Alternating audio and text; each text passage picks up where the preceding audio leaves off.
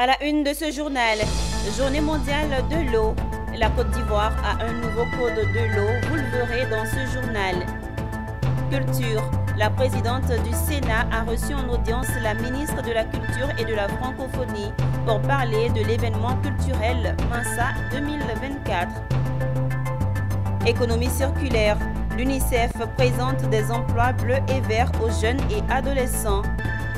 Et puis, c'est la fin de la session de formation des administrateurs, membres des comités d'audit et de gestion des risques des entreprises publiques.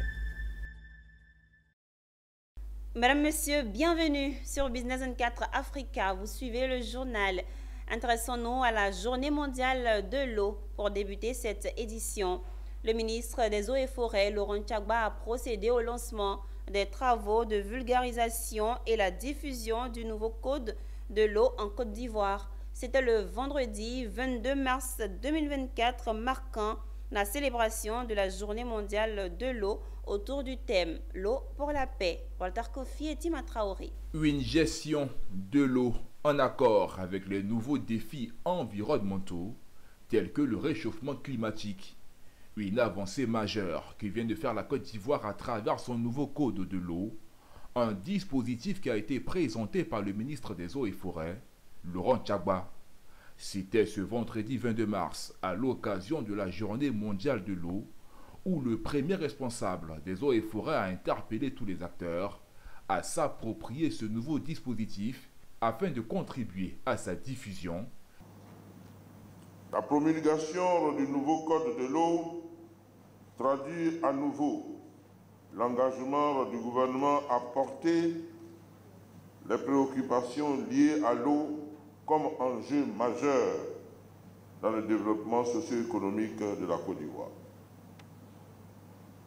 Mesdames et Messieurs, ayant pris la mesure de la volonté affichée du gouvernement dans le secteur de l'eau et pour permettre une appropriation de cet instrument juridique par les acteurs du secteur et l'ensemble des populations ivoiriennes, le ministère des Eaux et Forêts a décidé d'organiser le présent atelier de sensibilisation et de diffusion du nouveau code de l'eau à l'occasion de la Journée mondiale de l'eau. La cérémonie a été marquée par une remise du nouveau code du ministre des Eaux et Forêts à ses différents collaborateurs. Il y a un autre choc qui secoue donc le secteur de l'eau en Côte d'Ivoire, c'est la pollution liée bien sûr aux activités industrielles, mais surtout à l'exploitation minière illégale. Ce nouveau code adresse clairement, à travers plusieurs de ces articles, donc la question liée à la pollution des ressources en eau. Ce code également, il est innovant parce que dans cette actualité de raréfaction des ressources en eau, il permet de valoriser les eaux de pluie. Le 22 mars de chaque année a été déclaré par l'Assemblée générale des Nations unies Journée mondiale de l'eau. Ressource importante et vitale pour l'humanité, l'eau est célébrée chaque année avec une thématique particulière qui vise à sensibiliser les populations sur la nécessité de sa gestion durable et le renforcement des actions pour sa préservation. Et cette année, la journée a été célébrée autour du thème « L'eau pour la paix ». Une note de culture dans ce journal. La présidente du Sénat, Kandia Camara, a reçu en audience la ministre Françoise Remarque de la Culture et de la Francophonie à son cabinet. En effet, la ministre de la Culture et de la Francophonie est allée porter à la connaissance de la présidente du Sénat la tenue de la 13e édition du marché des arts du spectacle d'Abidjan, en abrégé Massa. Cette rencontre culturelle qui réunira les acteurs de la culture, tous domaines confondus, se tiendra du 13 au 20 avril 2024. C'est avec une importante délégation que la ministre de la Culture et de la Francophonie, Françoise Remarque, a rendu une visite d'amitié à la présidente du Sénat, Kandia Camara. Les deux personnalités ont eu un riche entretien qui a porté sur l'implication du ministère de la Culture et de la Francophonie dans la valorisation de l'image de la Côte d'Ivoire à l'occasion de la Coupe d'Afrique 2023. Par ailleurs, Kandia Camara a été informé par la ministre de l'organisation prochaine du marché des arts du spectacle d'Abidjan. Il était important que le ministère de la Culture et de la Francophonie, bien sûr, vienne la rencontrer. D'abord pour réitérer notre admiration, la féliciter pour son brillant parcours qui nous inspire personnellement, mais qui inspire aussi toute la jeunesse féminine et tous les jeunes et finalement tout notre pays. Donc. La présidente du Sénat se dit honorée par cette visite. Elle a adressé ses félicitations à la ministre de la Culture pour le travail abattu par son ministère et se dit prête à l'accompagner dans la mise en pratique de sa feuille de route et également pour la réussite du marché des arts du spectacle d'Abidjan, le Massa. Le ministère du Commerce et de l'Industrie a renforcé ses actions d'inspection et de contrôle pour assurer la qualité des produits et prévenir les risques industriels. Son objectif est de garantir la conformité des produits aux normes obligatoires, notamment depuis l'entrée en vigueur du décret 2016-1152. Cette cérémonie de lancement a réuni une centaine de participants et a marqué le lancement officiel d'une nouvelle phase de contrôle. Diane Kablancan et Ezekiel Siri nous rapportent les faits. Dans le cadre de ses missions régaliennes, le ministère du Commerce et de l'Industrie s'est engagé dans des activités d'inspection et de contrôle visant à surveiller la qualité des produits et à prévenir des incidents tels que les incendies et les explosions dans les unités industrielles. Depuis l'adoption du décret 2016-1152 de décembre 2016, rendant certaines normes d'application obligatoires pour 16 familles de produits, notamment les produits alimentaires, électriques, cosmétiques et de construction, le gouvernement ivoirien s'attache à assurer la conformité des produits aux normes en vigueur. Nous assistons à des incendies, à des effondrements dans les entreprises industrielles avec malheureusement souvent des pertes de l'outil de production et même des pertes en vies humaines.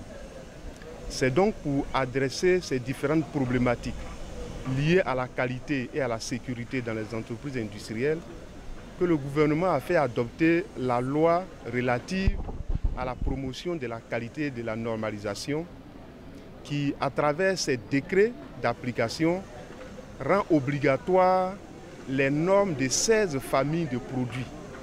Et ces produits concernent en général les matériaux de construction, les produits alimentaires, les produits cosmétiques, etc., etc. Pour répondre à ces enjeux, le ministère a créé un comité d'inspection et de contrôle de la sécurité industrielle afin de renforcer la surveillance et d'assurer le respect des normes dans les unités industrielles.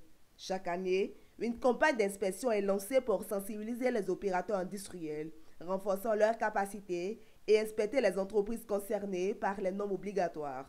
Cette cérémonie a réuni une centaine de participants, dont des représentants des structures du ministère du Commerce et de l'Industrie, des entreprises industrielles, des organisations professionnelles, des laboratoires, des structures d'assurance et en sécurité industrielle. Ces contrôles également se fait de manière inopinée, mais il va falloir que nous, industriels également, on s'assure que ces contrôles-là, on puisse s'assurer également que les inspecteurs qui viendront disposent également de courriers officiels en termes d'ordre d'émission, à l'effet également de les recevoir pour que nous puissions réaliser d'abord ces deux types de contrôles. Notons que cette cérémonie de lancement s'est déroulée en 2 temps forts.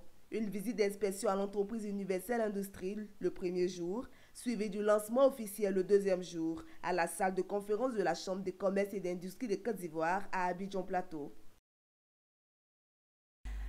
L'UNICEF, en partenariat avec le ministère de la Promotion de la Jeunesse et celui de l'Environnement, a organisé une journée carrière au Sofitel Hôtel Ivoire d'Abidjan à l'endroit de 500 adolescents et jeunes. Le but de cette journée carrière est de présenter les opportunités des emplois verts et bleus dans la lutte contre le réchauffement climatique. Le récit de Philippe Zabo. Le changement climatique dû à la montée des températures ne doit pas être vu uniquement comme une menace, mais plutôt comme une opportunité, car il offre une nouvelle panoplie d'emplois bleus ou verts selon qu'ils soient liés à l'eau ou à la forêt. Ces emplois, méconnus du grand public, surtout des jeunes et des adolescents, constituent une manne à saisir, d'où l'importance de la journée carrière organisée par l'UNICEF. La Côte d'Ivoire a organisé la COP 15 et à cette occasion, beaucoup d'initiatives ont été prises dans le sens donc de faire face à ce défi qui se pose à nous. et surtout, au-delà de la menace, en fait une opportunité à travers la création de richesses et d'emplois. Et donc j'espère vraiment que ces journées carrières permettront donc à tous ces jeunes qui viennent ici, non seulement d'avoir des opportunités d'insertion professionnelle, mais j'ai été surpris aussi de voir le génie créateur de beaucoup de jeunes. Et je pense qu'il nous revient aussi de les accompagner, et ces jeunes entrepreneurs donc dans le métier vert et bleu. Et comme vous le savez, le mandat de l'UNICEF touche tout ce qui a trait avec la jeunesse, et pour nous, c'est vraiment une opportunité, une vraie opportunité de pouvoir permettre à la jeunesse d'avoir accès à toutes ces recherches et de pouvoir se préparer et vraiment pour affronter l'avenir en ayant en conscience le fait que nous avons un environnement que nous devons protéger pour le bien-être de tout un chacun. Merci. Pour montrer aux jeunes et aux adolescents que les emplois bleus et verts ne sont pas une vue de l'esprit, des stands d'exposition ont été mis à leur disposition. Nous y avons découvert un exposant qui a pris part à la COP15 à Abidjan grâce à son savoir-faire dans le domaine. Alors, ce que je fais concrètement, c'est des projets et programmes qu'on met en œuvre avec mon organisation Green Ivory, mais aussi avec des organisations dont je suis ambassadeur, notamment la COP15 sur la désertification, qui a mis en place une initiative de fresque sur la désertification. La journée carrière de l'UNICEF se tient sur 2 jours. Des tables rondes, des ateliers et des panels sont prévus pour édifier les jeunes et les adolescents. Le directeur adjoint du cabinet de la ministre d'État, ministre de la fonction publique et de la modernisation de l'administration, a présidé la clôture de la 3e conférence annuelle de la programmation des effectifs 2025-2026-2027. Ouvert le mardi 19 mars, la rencontre a permis aux participants d'identifier les besoins de personnel de l'État pour les 3 prochaines années dans les différents ministères et faire le point sur le processus d'affectation des fonctionnaires et agents de l'État. C'est une prévision bien planifiée des effectifs des différents ministères qui a été élaborée par les soins de la direction de la programmation des effectifs DPCE du ministère d'État, ministère de la fonction publique et de la modernisation de l'administration. Pour les périodes de 2025, 2026 et 2027, les 30 ministères qui sont intervenus ont besoin d'un nombre impressionnant d'agents. À la clôture de cette activité, le directeur général de la fonction publique a présenté les besoins dans les 3 prochaines années de l'administration ivoirienne. L'étude des besoins en personnel en 2025 au regard des effectifs, on a pour 2025 54 934 selon les besoins exprimés par l'ensemble des DRH des ministères, 54 934 besoins en 2025. Pour 2026, ça donne 25 698. En 2027, on a une projection de 26 385.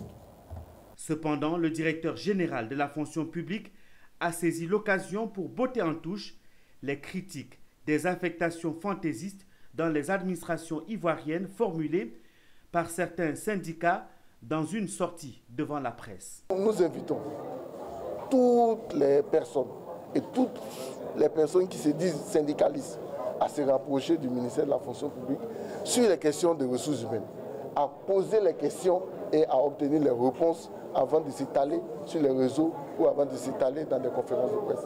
Vraiment, c'est un cri du cœur que nous lançons et nous invitons l'ensemble des personnes qui, d'une manière ou d'une autre, sont intéressées par la gestion des ressources humaines. Le directeur de cabinet adjoint du ministère d'État, ministère de la fonction publique et de la modernisation de l'administration, Kwame Jérôme, en clôturant les travaux, a salué les réflexions menées lors des travaux qui dotent l'administration ivoirienne de cadres compétents. C'était un reportage signé Pierre Tebeu et c'était ici. Intéressons-nous à une page de formation.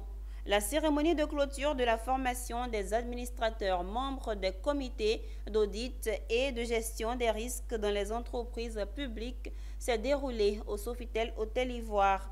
L'objectif est de marquer une étape importante dans le renforcement de la gouvernance des entreprises publiques en Côte d'Ivoire. On en sait davantage avec Diane Cablancan et Ezekiel Siri. La salle des fêtes du Sofitel Hôtel Ivoire a servi de cadre pour la cérémonie de clôture de la formation des administrateurs membres des comités d'audit et de gestion des risques, CAGR, des entreprises publiques, organisée par le ministère du Patrimoine, du portefeuille de l'État et des entreprises publiques, en partenariat avec MDE Business School. Cet événement vient simplifier l'importance dans le renforcement de la gouvernance des entreprises publiques en Côte d'Ivoire. Mesdames et messieurs, la question de la gouvernance et de la performance des entreprises publiques constitue un enjeu majeur de la politique sectorielle du gouvernement et c'est ce qui traduit les nombreuses réformes entreprises au cours de ces dernières années. À cet égard, le ministère du Patrimoine, du portefeuille de l'État et des entreprises publiques s'est résolument inscrit dans une dynamique de renforcement des capacités de l'ensemble des dirigeants sociaux des entreprises publiques. Ainsi, et ça a été indiqué tout à l'heure, il a été lancé en 2019 le premier programme de certification à l'endroit des administrateurs des sociétés publiques, dénommé KSP, programme qui était dédié à l'ensemble des administrateurs représentant l'État dans les conseils d'administration des sociétés du portefeuille de l'État. L'objectif général de cette formation était d'équiper les conseils d'administration des outils nécessaires à l'amélioration de la performance des entreprises publiques en perfectionnant les administrateurs membres des comités. Cette rencontre a réuni les acteurs clés de la gouvernance d'entreprise, notamment les administrateurs membres des CAGR, les présidents des conseils d'administration, les directeurs généraux des entreprises publiques et les représentants de M2 Business School. School est une institution de formation à but non lucratif promue par des cadres travaillant en Côte d'Ivoire et résolument engagés dans le développement de l'Afrique. M2, c'est une école associée de IS Business School de Barcelone, numéro 1 mondial pendant 6 années consécutives pour les formations Executive Education selon le ranking Financial Times. Et aujourd'hui, une expérience solide avec un réseau de plus de 1700 alumni, cadres dirigeants issus du secteur public et privé, ayant suivi un de nos programmes longs. Au terme de la formation, les administrateurs ont reçu des certificats attestant de leurs compétences acquises grâce à un programme intensif et rigoureux. Cette cérémonie de clôture de la formation des administrateurs membres des CAGR, des entreprises publiques, marque une étape importante dans le processus de renforcement de la gouvernance d'entreprises en Côte d'Ivoire. Une note médiatique. RSF, entendez, Reporters sans frontières, a récemment sensibilisé la société civile et les hommes de médias sur la GTI, une norme internationale de type ISO pour le journalisme de qualité. Cette norme vise entre autres la transparence de médias, d'information, le professionnalisme et les mécanismes de responsabilité qui régissent le processus de production éditoriale. Monésir Nascimento pour le commentaire. Le droit d'informer et le droit d'être informé subissent depuis un moment d'énormes pressions. Des pressions dues entre autres à l'influence des politiciens et des acteurs privés sur les médias, affaiblissant ainsi le journalisme de qualité. Le fort taux de pénétration de l'Internet, l'usage des réseaux sociaux et la diffusion de rumeurs entraînent ce qu'on pourrait appeler le désordre de l'information. Afin de restaurer la fonction du journaliste et lui donner plus de crédibilité, le RSF, entendez, Reporters sans frontières, a rencontré la société civile et les hommes de médias. L'objectif est de les sensibiliser sur la GTI. C'est une norme internationale de type ISO pour le journalisme de qualité. Cette norme vise entre autres la transparence des médias d'information, le professionnalisme et les mécanismes de responsabilité qui régissent les processus de production éditoriale. Notre plateforme est un label. Et donc l'objectif c'est de labelliser les médias qui font de l'information de qualité. Donc ce que nous faisons de base, c'est à travers un certain nombre de critères de transparence, d'indépendance, mais aussi de professionnalisme et de responsabilité, d'évaluer les médias. Après cette évaluation, ils participent à un audit, l'audit qui permet in fine de leur décerner le label. Et avec ce label-là, nous communiquons, que ce soit avec les partenaires au développement, mais aussi avec les annonceurs ou même avec les citoyens, pour qu'ils puissent savoir que ce média-là est certifié, donc que c'est un média auquel on peut faire confiance. Et bien évidemment, ça participe à la lutte contre la désinformation parce que c'est des médias justement qui font de l'information comme il faut. La conférence qui porte effectivement sur la norme initiée par Reporters sans frontières est venue à point nommé parce qu'elle nous a permis de nous approprier effectivement cette norme qui va nous permettre de faire, comme cela a été dit, une veille citoyenne au niveau des médias en Côte d'Ivoire pour effectivement déterminer la qualité du contenu de ces supports et éventuellement effectivement d'interpeller les médias qui éventuellement ne vont pas respecter les règles de déontologie. Reporters sans frontières est une organisation non gouvernementale internationale fondée en 1985, reconnue d'utilité publique en France et présente en 2020 dans 14 pays.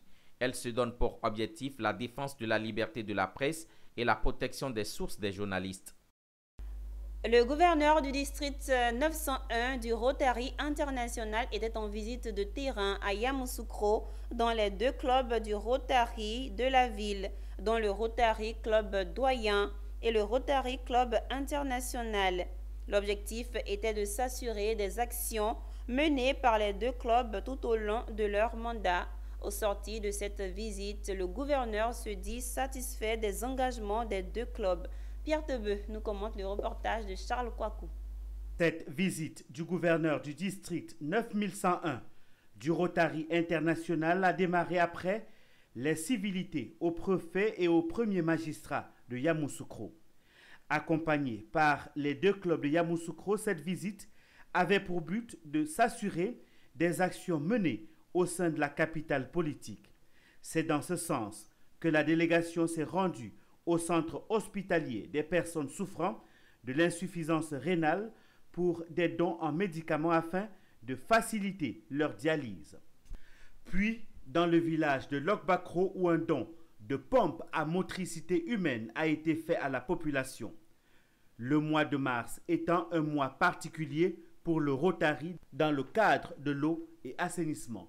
Et pour le mois de mars, le Rotary a consacré le mois à l'eau et à l'assainissement. Donc quand un besoin tel que le besoin d'eau se pose à Lokbakro, qui est dans notre, qui est dans notre champ de mine, on dit qu'on a sauté sur l'occasion parce que le Rotary cherche chaque jour des actions où on peut aider nos communautés.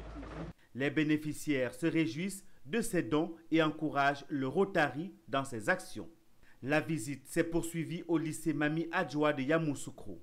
Le gouverneur du district 9101 se dit satisfait des engagements des 2 clubs et les encourage dans leurs différentes actions. D'abord aux 2 présidents, c'est de dire que les besoins dans nos communautés sont énormes. Il faut donc que nous nous organisons pour appuyer ces populations autant que possible. Donc le message, c'est que le club organise encore beaucoup d'actions, réalise encore beaucoup d'actions au bénéfice de la population. Parce que la pompe que nous visitons ce matin, la pompe à motricité humaine que nous visitons ce matin, je constate qu'au dire du chef du village, que c'est la solution à un besoin ici. Cette visite s'est achevée par un dîner gala avec l'accueil des nouveaux Rotary. En image à présent, Ciment du Portugal, Simpor se positionne désormais comme la 6e cimenterie du Cameroun avec une nouvelle production dans la zone industrielle-portuaire de Kribi, soit 1 million de tonnes de capacité de production annuelle installée. L'arrivée de Simpor porte à 8,4 millions de tonnes la capacité de production annuelle du ciment du Cameroun et pourra satisfaire la demande nationale estimée à environ 8 millions de tonnes. Toujours en image, la Banque centrale des États de l'Afrique de l'Ouest va attribuer des bourses de formation aux ressortissants des États de l'Union économique et monétaire ouest-africain pour suivre une formation diplômante en finance et gestion bancaire au Centre ouest-africain de formation et d'études bancaires, son unité de formation. Cette formation s'adresse en priorité aux fonctionnaires des administrations économiques et financières des États de l'UMOA, de la BOAD, de la Commission de l'UEMOA, entre autres. Merci. C'est la fin de ce journal préparé par l'ensemble de la rédaction. Les programmes se poursuivent sur Business 24 Africa, la télé utile.